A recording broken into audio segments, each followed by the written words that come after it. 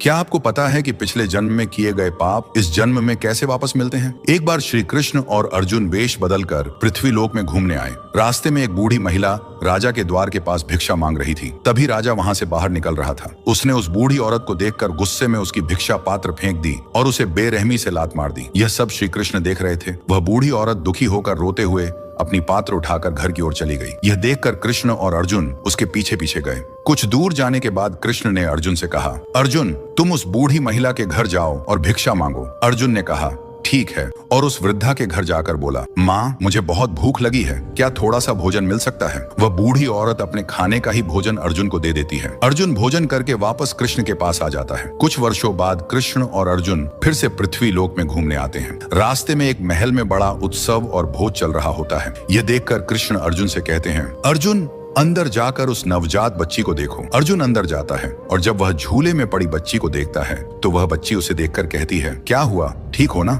यह सुनकर अर्जुन हैरान रह जाता है और वापस कृष्ण के पास आ जाता है। वापसी में अर्जुन देखता है कि एक बीमार कुत्ता जमीन पर पड़े बचे हुए भोजन को खाने की कोशिश करता है, लेकिन दूसरे कुत्ते उसे भौंककर भगा देते हैं। अर्जुन यह सब देखकर कृष्ण से पूछता है, हे कृष्ण ये सब क्या हो रहा है? तब श्री कृष्ण कहते हैं, अर्जुन वह छोटी बच्ची वही भिखारिन है जिसने पिछले जन्म में तुम्हारी भूख मिटाई थी, और वह बीमार कुत्ता वही राजा है जिसने उस बूढ़ी औरत को लात मारी थी। ये सब उनके पिछले जन्म के कर्मों का फल है। दोस्तों, जय श्री कृष्ण कमेंट में जरूर लिखें।